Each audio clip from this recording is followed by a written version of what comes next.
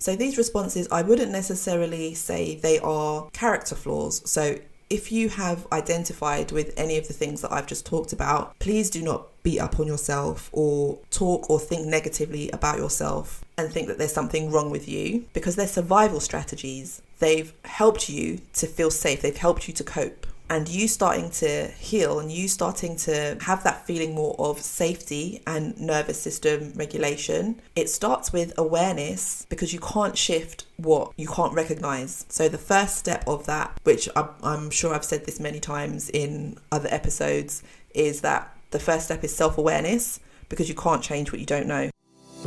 Welcome to Healing Childhood Trauma, the podcast for millennial women who are ready to heal from the past. Here, we have the deeper discussions on emotional well-being and practical tips that will empower you to transform your relationships and underlying anxiety from insecure to secure attachment. I'm Lizandra, your host and psychotherapist. I'm a little bit obsessed with human development, deep conversations, and finding the lesson even in the most challenging of circumstances. I'm very happy to have you with me on this journey of self-discovery, where we unpack the past and heal in the present. This podcast is all about healing on your journey. So if you are on your healing journey, if you are in therapy, if you have been in the therapeutic space, if you've been thinking about wellness and your relationships, healing from the past, trying to break dysfunctional patterns in your family, welcome. You are most definitely in the right place. We talk about healing here. We talk about trauma. We talk about relational patterns, and we talk about nervous system healing. And that's all based on my experience as a psychotherapist and a relationship therapist. That being said, today's episode is all about trauma responses and signs that you might be living in your stress response. We're going to be looking at the subtle and sometimes the not so subtle ways that you might be living in your stress response without you even realizing it. And if you are on your healing journey, or I don't know what phrase you would like to use, if you're just learning more about yourself, if you are just trying to break patterns as opposed to healing journey, because maybe that sounds a little bit pretentious, I see you. And this stuff matters because it shapes our health, it shapes our mental health, it shapes our relationships, it shapes how we identify ourselves, it shapes our relationship with ourselves, our self-perception. And it matters because of our capacity for healing.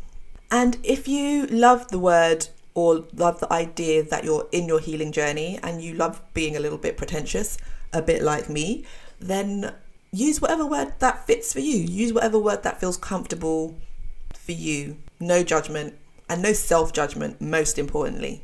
I believe I do have a previous podcast episode on the 4 stress responses.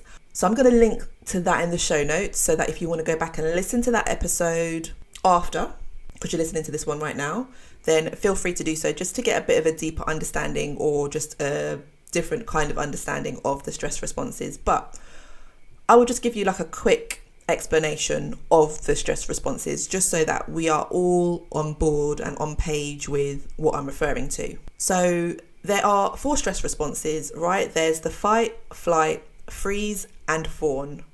Now, you might be more familiar with the first 2, or fight or flight, and that's basically doing what it says. So when we are in a stressful situation, we might choose to fight our way out of the... Actually, let me rephrase that, because the earlier stress responses of fight, flight and freeze are not stress responses that we necessarily choose. They are physiological responses that happen regardless of what we decide to do. It's almost like our bodies decide for us because that's what we're wired to do. So fight, flight, freeze is how our bodies then respond in a stressful situation. So we might fight back. Our bodies might choose to fight back in a stressful situation. Or our bodies might decide, actually, this is too overwhelming. This is too much. I'm going to bolt. I'm going to leave the situation. I'm getting out of here. That's flight. Or you might go into freeze, where again, we're not choosing. This is what our body is designed to do. So our bodies can go into shutdown when it feels again like the situation is too overwhelming. We can't process what's happening in the moment. And so the easiest thing is for us to almost dissociate and remove ourselves from physically being there almost. and going into freeze. Or we can go into fawn, and fawn is the slightly different trauma response, because the fawn response is something that is learned, and we have a little bit more choice around when we do the fawn response or when we partake in the fawn response, because it is a learned behavior. We're not automatically wired to do this. It's not something that is wired in our bodies. It's something that we learn to do because of our experiences, and it's our way of self-protection. It's our way of forming a type of self-preservation. And so when I say fawn, it's another word for people-pleasing, because again, our trauma responses are all based on what we do or how our bodies respond in order for us to feel safe. So if we tie it back to trauma, if you grew up in a very chaotic environment where it was unpredictable or it felt very unsafe, your nervous system may default to stress even when there is no actual likelihood of danger. And as I briefly mentioned before, it's not always very obvious. Sometimes your stress response can feel like overachieving or people-pleasing, like I've just spoken about, or even chronic fatigue. So here are some common signs that you are living in a stress response, and I will just give these in a bullet point kind of delivery, so you can decide whether or not that applies to you. One is you feel constantly on edge or irritable. And so basically you're always waiting for the next thing to go wrong. There's always this assumption that things are not going to go right for you. There's always something that goes bad. Two is that you overanalyze your conversations, or that you worry excessively. And so that can look like overthinking, having looping thoughts, scanning for signs from people or situations that you've done something wrong. Three is when you can't relax, even when you want to. And that's because rest feels unsafe, or you can feel guilty about slowing down because you tie your value and your self-worth to essentially being productive. Four is that you say yes when really you want to say no. And that ties in with the fawn response. And that's the fawn response in action, because you have that fear either of conflict or rejection, or maybe even just a little bit of both. Five is that you feel emotionally numb or disconnected. And that can be a sign of the freeze response. And it's not because you're lazy. Number six is that you overwork or you stay busy constantly. And this is your flight response disguised as productivity, because you are busying yourself and doing all of the things. Because basically, if you slow down, that means the reality of your situation will kind of sink in. It means that you'll have to stop and actually think about what's happening to you. It means that you'll have to stop and actually pay attention to difficult emotions. Whereas if you keep busy, you don't have to think about it. You don't have to stop. It's almost the perfect storm for avoiding emotions and avoiding your trauma. Number seven is that you get stuck in perfectionism or procrastination. And that is your nervous system perceiving danger in failing or making the wrong move.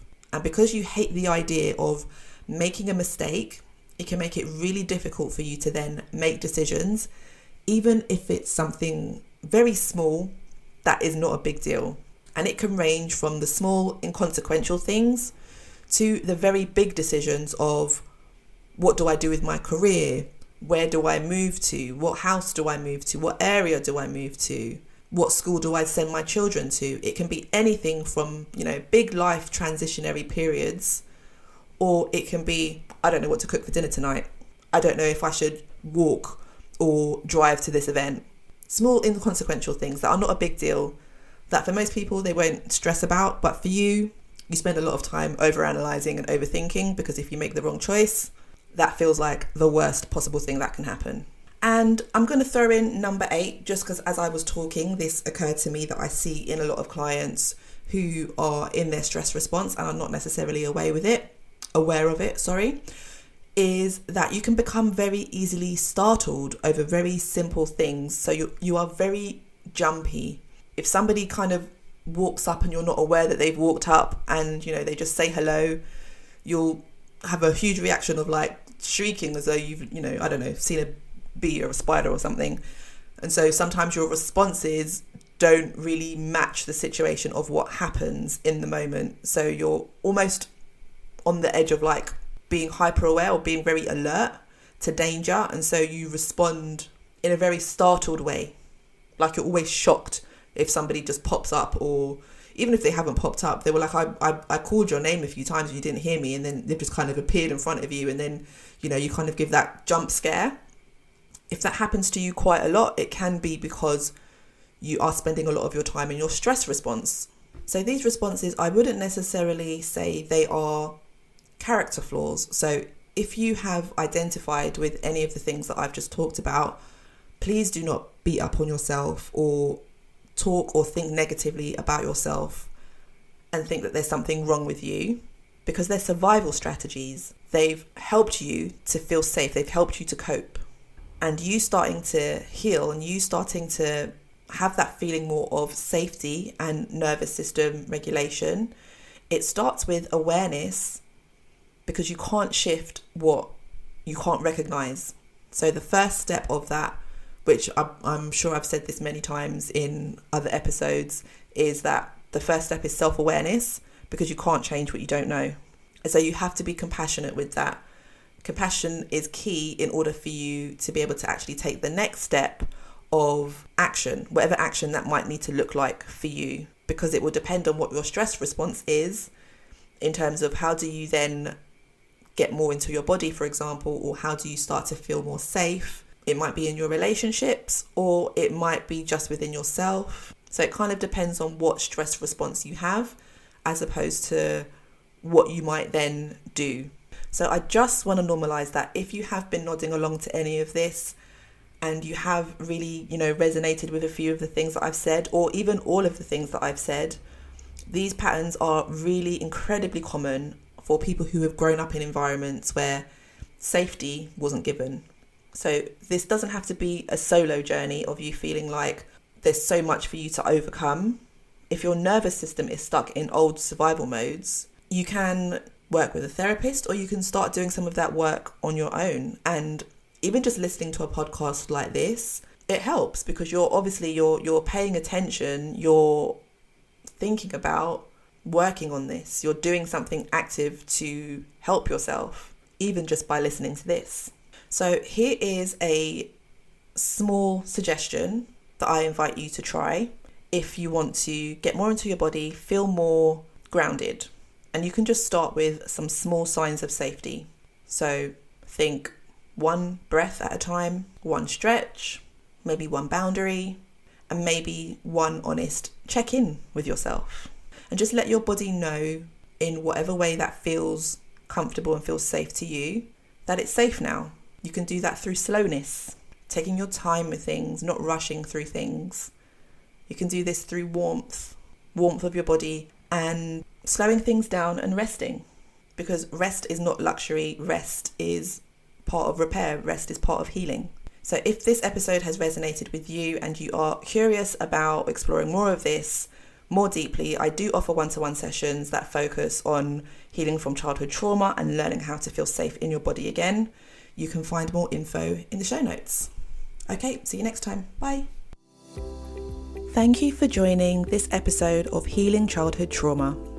I hope you found today's discussion insightful and empowering. Remember, healing is a journey and you are not alone on this path.